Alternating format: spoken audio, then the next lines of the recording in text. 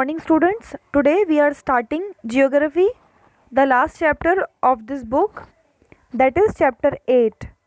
So let's start.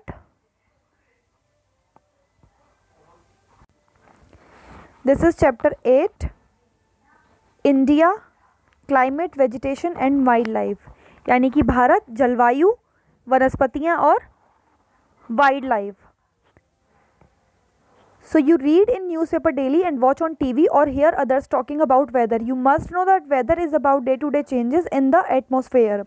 It includes changes in temperature, rainfall and sunshine, etc. For example, as such it may be hot or cold, sunny or cloudy, windy or calm. You must have noticed that when it is hot continuously for several days, you don't need any warm clothing. You also like to eat or drink cold drinks. It contrasts. There are days together you feel cold without woolen clothes when it is very windy and chilly. You would like to have something hot to eat. Broadly, the major seasons recognized in India are cold weather season, that is winter, December to February, hot weather season यानी कि summer, March to May, southwest monsoon season rainy, June to September, season of retreating monsoon, autumn, October and November. यानी कि आपने अब तक अखबारों में और टीवी में पढ़ते हो और सुना होगा मौसम के बारे में. आपको मौसम पता होगा कि मौसम क्या है, यानी कि दिन प्रतिदिन जो भी एटमॉस्फेयर में चेंजेस होते हैं वो हमारा वेदर है. इसमें मौसम का टेम्परेचर भी शामिल होता है, बारिश और सनशाइन भी शामिल रहती है. जैसे कभी कभी मौसम गर्म होता है, कभी ठंडा होता है, कभी बहुत धूप होती है तो कभी बादल होते हैं, कभी बहुत हवा चल रही होती है तो कभी शांत होता है. और कभी कभी ऐसा होता है जब बहुत ज़्यादा गर्मी हो जाती है. You also like to eat और ड्रिंक कोल्ड थिंग्स, जिसमें आपको खाना, ठंडी चीज़ें खाना और पीना पसंद करते हैं. वहीं दूसरी तरफ जब बहुत ज़्यादा ठंड जब हो, कभी कभी हमें ठंड फील होती है तो हमें वूलन क्लोथ्स की ज़रूरत होती है. जब ऐसा मतलब हवा वाला मौसम होता है और ठंडा होता है तो ऐसे समय में हम कुछ गर्म खाना पसंद करते हैं. बड़े तौर पे देखा जाए तो भारत में मेजर सीजन्स कौन कौन से हैं. एक तो विंटर जो कि दिसंबर से फरवरी चलता है, फिर गर्म सीज़न यानी कि समर जो कि मार्च से मई तक चलता है, south west monsoon season that is rainy season जो कि जून से सितंबर तक चलता है, और मानसून का वापस जाता हुआ सीज़न यानी कि ऑटम सीज़न जो कि अक्टूबर और नवंबर में रहता है. कोल्ड वेदर सीज़न और winter. During the winter season the sun rays do not fall directly in the region, as a result the temperatures are quite low in northern India. Winter season में जो सूरज की किरणें होती हैं वो किसी क्षेत्र पर डायरेक्टली नहीं पड़ पाती हैं, जिसकी वजह से क्या परिणाम स्वरूप तापमान कम हो जाता है, और ऐसा दक्षिण भारत में रहता है. हॉट वेदर सीजन और summer. In the hot weather season sunrays more or less directly fall in the region. Temperature becomes very high.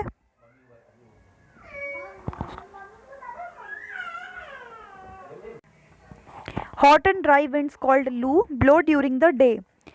Hot weather season में जो सूरज की किरणें होती हैं वो कम या ज़्यादा डायरेक्टली किसी क्षेत्र पर पड़ती हैं, जिसकी वजह से तापमान बढ़ जाता है.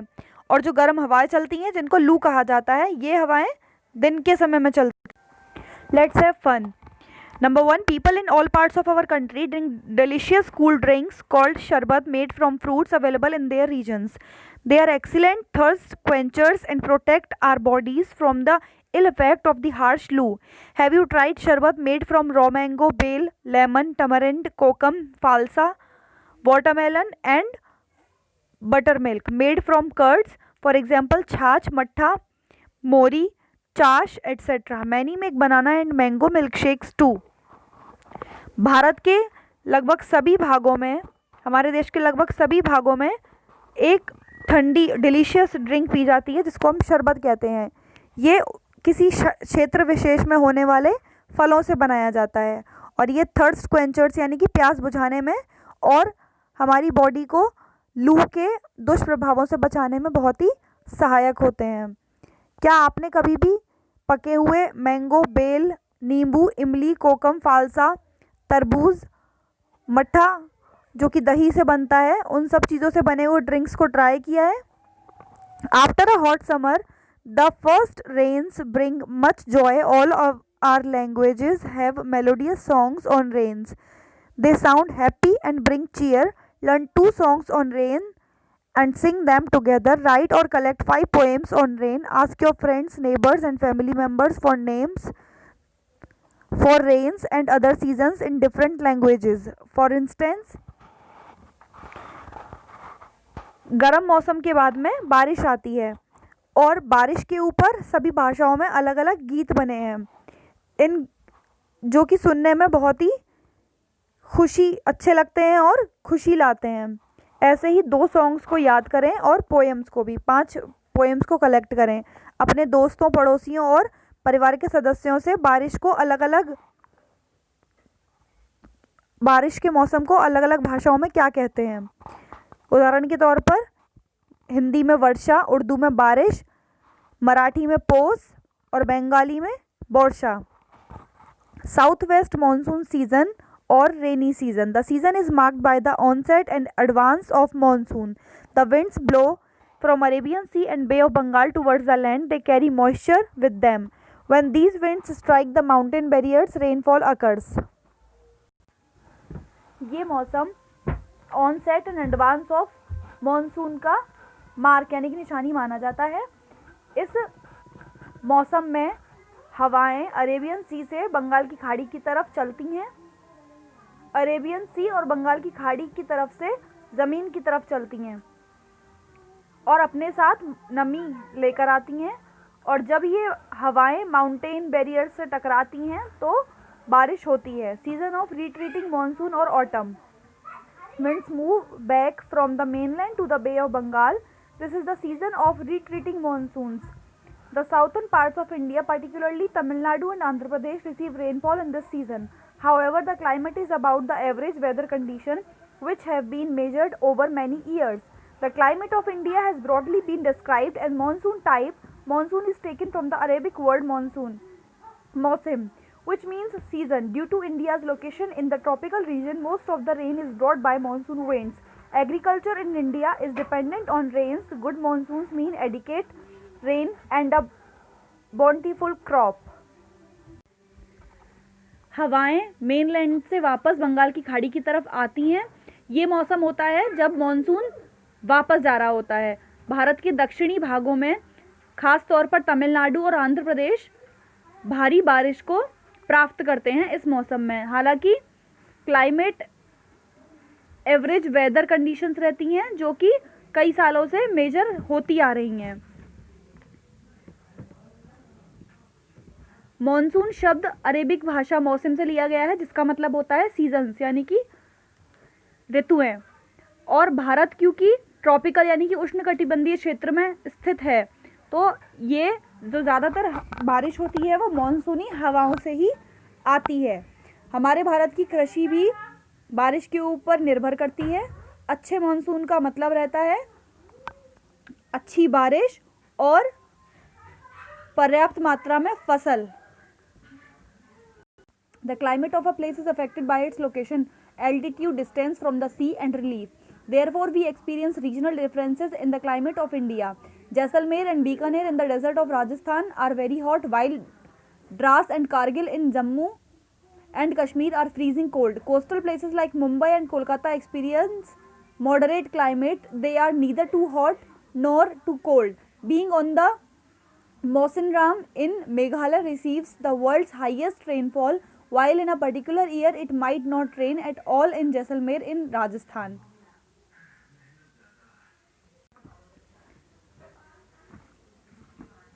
किसी भी जगह की जलवायु उसकी वह कहाँ पर स्थित है, वहाँ की समुद्र से दूरी आदि पर निर्भर करती है। इसीलिए भारत क्षेत्रीय जलवायु को प्राप्त करता है। जैसे जैसलमेर और बीकानेर जो रेगिस्तान है राजस्थान के वो बहुत गर्म रहते हैं, जबकि द्रास और कारगिल जो जम्मू कश्मीर में है वो बहुत ठंडे रहते हैं। तटीय इलाके जैसे कि मुंबई और कोलकाता इनमें मॉडरेट क्लाइमेट यानी कि ना तो यहाँ पे बहुत ज़्यादा गर्मी होती है ना ही यहाँ पे बहुत ज़्यादा ठंड होती है। और being on the coast these places are very humid, और इसी वजह से ये क्योंकि यहाँ तट के पास होते हैं इसीलिए यहाँ पर ह्यूमिडिटी बहुत होती है यानी कि मौसम में नमी रहती है। मौसम राम और मेघालय दुनिया में सबसे ज़्यादा बारिश यहाँ पर होती है।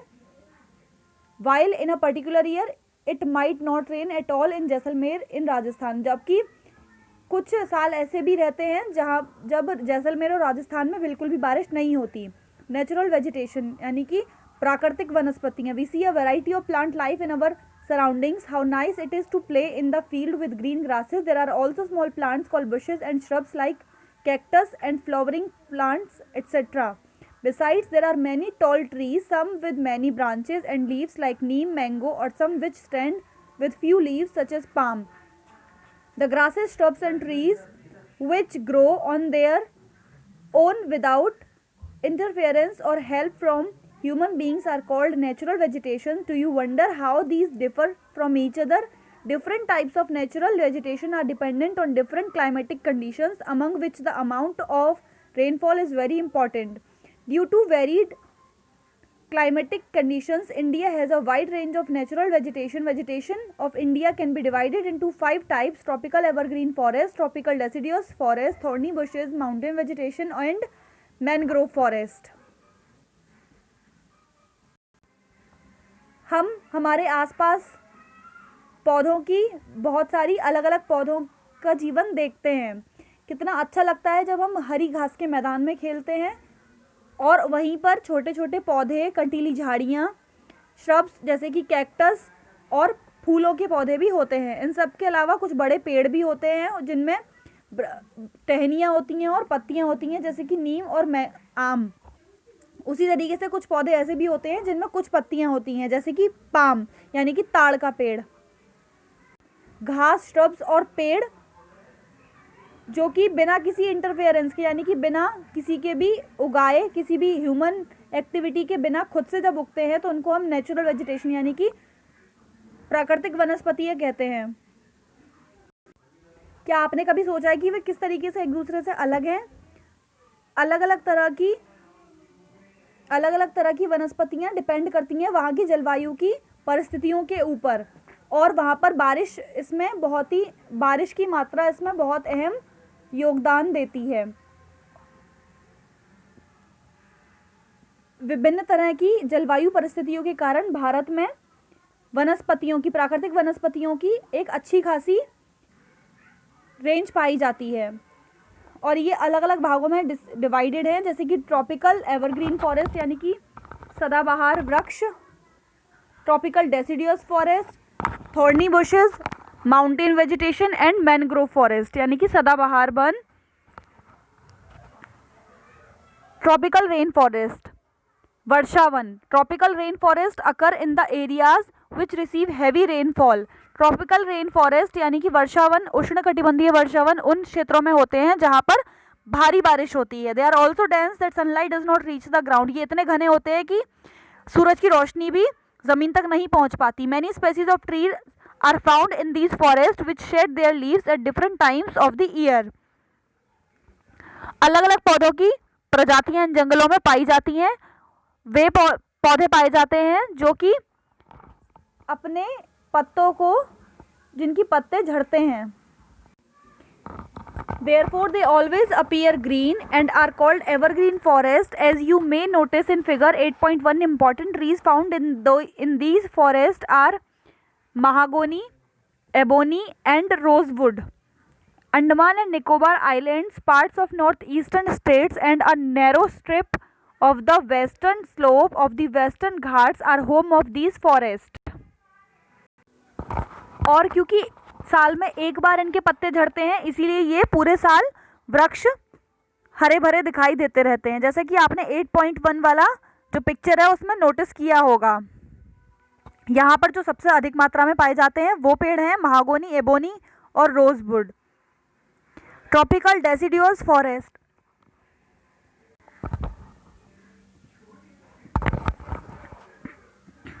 this type of vegetation is found in dry areas of the country. The leaves are in the form of spines to reduce the loss of water. Cactus, khair, babool, keekar are important and are found in the states of Rajasthan, Punjab, Haryana, eastern slopes of Western Ghats and Gujarat. ये कटीली झाड़ियाँ हमारे देश के dry areas में होती हैं वनस्पतियाँ। इनकी पत्तियां नुकीली होती हैं जिससे कि लॉस ऑफ वाटर को कम करने के लिए, वाटर के लॉस को कम करने के लिए कैक्टस, खैर, बबूल इनके कुछ मुख्य पेड़ हैं जो कि राजस्थान के कुछ स्टेट्स में पाए जाते हैं, राजस्थान के कुछ भागों में पाए जाते हैं। इसके अलावा Punjab, Haryana, eastern slopes of western Ghats और गुजरात में भी होते हैं। Mountain vegetation. A wide range of species is found in the mountains according to the vegetation in height. With increase in height, the temperature falls at a height between 1500 meters and 2500 meters. Most of the trees are conical in shape. These trees are called coniferous trees. Cheer, pine and deodar are important trees of this forest.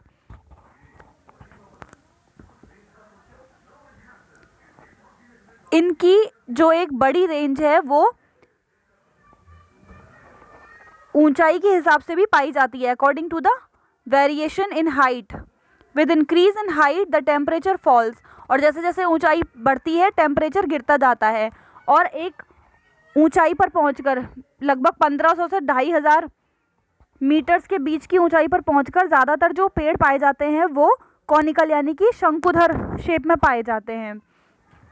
In trees को coniferous trees कहा जाता है, जिनमें चीड़, pine और देवदार के कुछ इम्पॉर्टेंट ट्रीज के जंगल पाए जाते हैं। Mangrove forest, these forest can survive in saline water, ये जंगल खारे पानी में भी जीवित रह सकते हैं यानी कि पाए जाते हैं। They are found mainly in Sundarbans, ये मुख्य तौर पर सुंदरबन में पाए जाते हैं।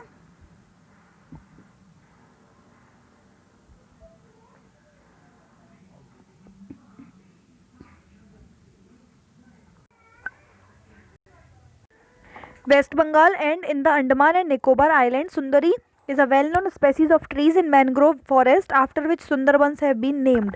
West Bengal और अंडमान और निकोबार आइलैंड्स पर पाए जाते हैं सुंदरी इन मैनग्रोव जंगलों का, सुंदरी इन मैनग्रोव जंगलों की यानी कि सदाबहार जंगलों की एक जानी मानी प्रजाति है जिसके नाम के ऊपर ही सुंदरबन नाम रखा गया। Why are forests necessary? Forests are very useful for us. They perform various functions. Plants release oxygen and we breathe and absorb carbon dioxide. The roots of the plants bind the soil, thus they control soil erosion. Forests provide us with timber for furniture, fuel, wood, fodder, medicinal plants and herbs, lark, honey, gum, etc. Forests are the natural habitat of wildlife. Natural vegetation has been destroyed to a large extent because of the reckless cutting of trees. We should plant more and more trees and protect the existing ones and make people aware of the importance of trees. We can have special programs like Van Mahotsav to involve more people in making our earth green. जंगल हमारे लिए बहुत उपयोगी हैं, वे अलग अलग काम करते हैं। पौधे ऑक्सीजन गैस छोड़ते हैं और कार्बन डाइऑक्साइड को ग्रहण करते हैं। पौधे की जड़ें मिट्टी को बांध कर रखती हैं जिससे कि मिट्टी कटाव से बचती है। जंगलों से हमें लकड़ी मिलती है फर्नीचर के लिए, ईंधन मिलता है, फॉडर यानी कि जानवरों का चारा मिलता है, और बहुत से दवाइयों वाले पौधे और हर्ब्स मिलते हैं। लाख, हनी यानी कि शहद और गोंद मिलता है। ये जो जंगल हैं वो वाइल्ड लाइफ यानी कि जीव जंतुओं के लिए एक प्राकृतिक उनका घर है। प्राकृतिक वनस्पतियां बड़ी मात्रा में कम होती जा रही हैं क्योंकि पेड़ों का कटना लगातार चलता जा रहा है। हमें ज़्यादा से ज़्यादा पेड़ों को लगाना चाहिए और उनको बचाना चाहिए। हमें लोगों को इससे पेड़ों के प्रति जागरूक बनाने के लिए अलग अलग जो प्रोग्राम्स चलते हैं उनमें भाग लेने के लिए जागरूक करना चाहिए, जैसे कि वन महोत्सव आदि। लीला's parents planted a sapling of neem to celebrate her birth. On each birthday, a different sapling was planted. It was watered regularly and protected from severe heat, cold and animals. Children took care not to harm it. When Leela was 21 beautiful trees stood in and around her house. Birds built their nest on them, flowers bloomed, butterflies fluttered around them. Children enjoyed their fruits, swung on their branches and played in their shade. लीला के माता पिता ने एक नीम का बीज लगाया उसका जन्मदिन बनाने के लिए, और उसके हर जन्मदिन पर एक नीम का पौधा लगाया जाता था। जब वो 20 साल की हुई तो वहाँ पर 20 नीम के पेड़ थे जो कि उसके चारों तरफ खड़े हुए थे, जहाँ जिनमें फूल खिले हुए थे, पक्षियों ने जिनमें अपने घोंसले बनाए हुए थे, और बच्चे उसकी छाया में इधर उधर खेलते थे। Wild life. Forests are home to a variety of wildlife. There are thousands of species of animals and a large variety of reptiles, amphibians, mammals, birds, insects, and worms which dwell in the forest. जंगल में wild life यानी कि जीव जंतुओं की अलग अलग विभिन्न प्रजातियां पाई जाती हैं। अलग अलग प्रजातियों में रेप्टाइल्स यानी कि जमीन पर रेंगने वाले, एम्फीबियंस, मैमल्स, पक्षी, कीड़े मकोड़े आदि सब पाए जाते हैं। The tiger is our national animal. It is found in various parts of our country. Gir forest in Gujarat is the home of Asiatic lions, elephants and one horned rhinoceros roam in the forest of Assam. Elephants are also found in Kerala and Karnataka. Camels and wild asses are found in the Great Indian Desert and the Run of Kutch respectively. Wild goats, snow leopards, bears, etc. are found in the Himalayan region. Besides these, many other animals are found in our country such as monkey, wolf, jackal, nilgai, cheetal, etc. चीता, tiger हमारा राष्ट्रीय जानवर है। ये भारत के बहुत से भागों में पाया जाता है। गुजरात का गिर फॉरेस्ट, जो गिर जंगल है, वो एशियाटिक लॉयंस का घर है, जिसमें एलिफेंट्स, हाथी और एक सींग वाला राइनोसोरस असम के जंगलों में घूमते हैं।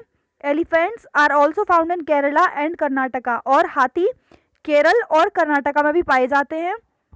ग्रेट इंडियन डेजर्ट में कैमल्स और एसेस हैं, और